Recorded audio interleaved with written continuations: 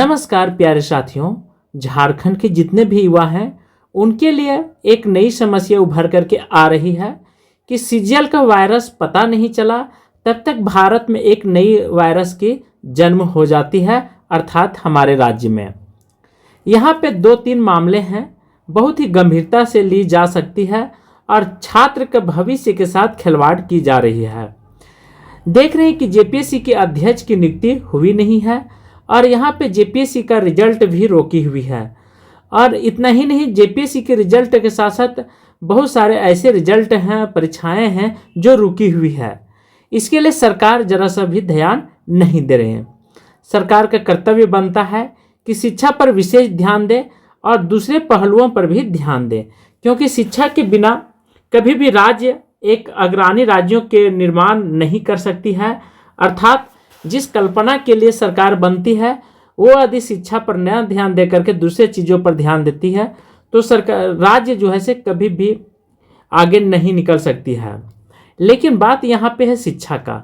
शिक्षा इसलिए नेता लोग नहीं ध्यान देते हैं क्योंकि वो जानते हैं कि यदि शिक्षित हो जाएंगे तो हमारी जो दुकानें वो धीरे धीरे बंद हो जाएगी।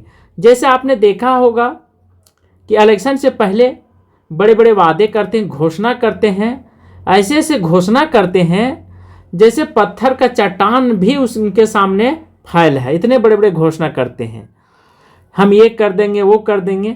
लेकिन यहाँ पे क्या है कि झारखंड के युवा जितने भी देख रहे हैं, सुन रहे हैं, उनके लिए सबसे अच्छी खबर यह है कि हर घर में युवा हैं, हर घर में छात्र हैं। तो अपने अपने पेरेंट्स को समझाने की प्रयास करें, इसी में राज्य के युवाओं की भला है। अब देखिए कि यहाँ पे मेंस की रिजल्ट जो है से रोकी हुई है जेपीएससी में, और ऐसे बहुत सारे तो इन्होंने धरना प्रदर्शन किए हैं। अब दूसरे विज्ञापन पर हम चर्चा करते हैं। सरकार बोल रहे हैं कि मैया समान कर्ज के जंजीरें तोड़ वित्तीय स्वतंत्रता सुनिश्चित करना और महिलाओं को सशक्त बनाना इनका उद्देश्य है। हमारे झारखंड के माननीय मुख्यमंत्री जी का एक कथन है। तो मैं कहना चाहता हूँ कि इस पैसे से यदि उनके भविष्य यदि सुधारना रहता 2500 रुपये से क्या होने वाला है। इनके पुत्र हैं, इनके संतान हैं, छात्र हैं, उनके बारे में विशेष करके सोचनी चाहिए। जितने महिला सशक्तिकरण की बात की जा रही है और लड़कियों को जो पैसा दी जा रही है मैया सम्मान योजना के माध्यम से, इनको यदि स्कॉलरशिप के माध्यम से दी जाती तो शायद इनका भविष्य कुछ और होता। लेकिन मैया योजना करके सरकार जो है से 6 महीने से इसी में समय अपना राज्य का और जो भी मूल्यवान समय है वो व्यतीत हो रहा है। अनेक सरकार इस पर ध्यान दे रही है। ठीक है, अच्छी पहल है कि आपने जो वादा किया वो पूरा किए हैं। लेकिन एक चीज़ आप ध्यान रखें कि आपको विशेष करके शिक्षा पर ध्यान रखना चाहिए, क्योंकि केरल हो, तमिलनाडु हो, ये सब राज्य में शिक्षा ही वहाँ की राज्य की अर्थव्यवस्था आगे ले गई है कि असिस्टेंट प्रोफेसर बनने के लिए विषय की बाध्यता अब समाप्त हो गई है। अर्थात यूनिवर्सिटी में बहुत सारे चीज़ें पहले होता क्या था, नेट क्वालिफाई करना, पीएचडी जरूरी रहता था। लेकिन अब जो नई सेशन में आ गया है, ठीक है, तो इसके लिए आपको पीएचडी करने की ज़रूरत नहीं है, बल्कि आपके पास अनुभव होना चाहिए। या कहीं भी आप हैं, किसी भी वर्क कर रहे हैं और आपके पास अनुभव है तो आप असिस्टेंट प्रोफेसर बनने के योग्य माने जाएंगे।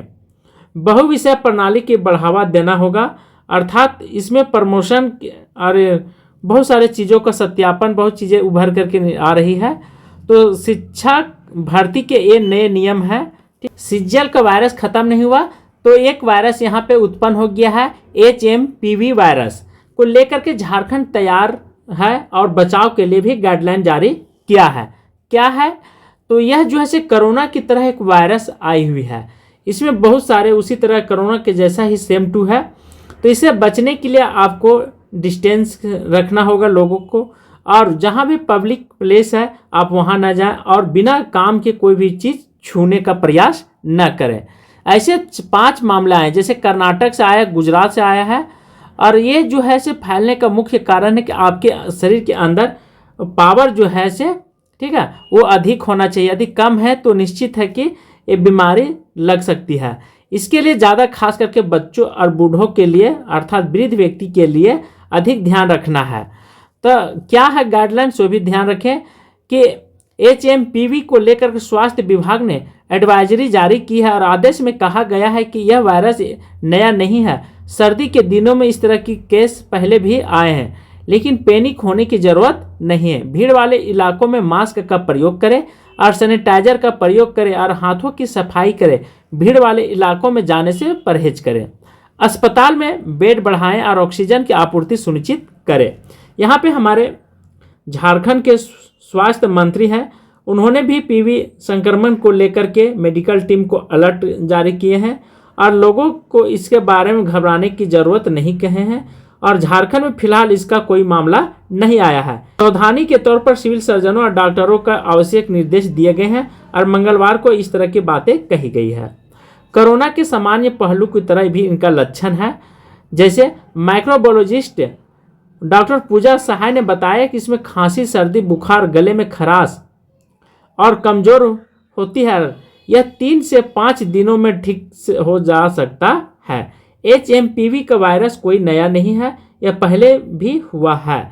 इस तरह की बातें उभर करके आ रही है, तो आप सभी लोग ध्यान रखेंगे, क्योंकि सावधानी हटी दुर्घटना घटी।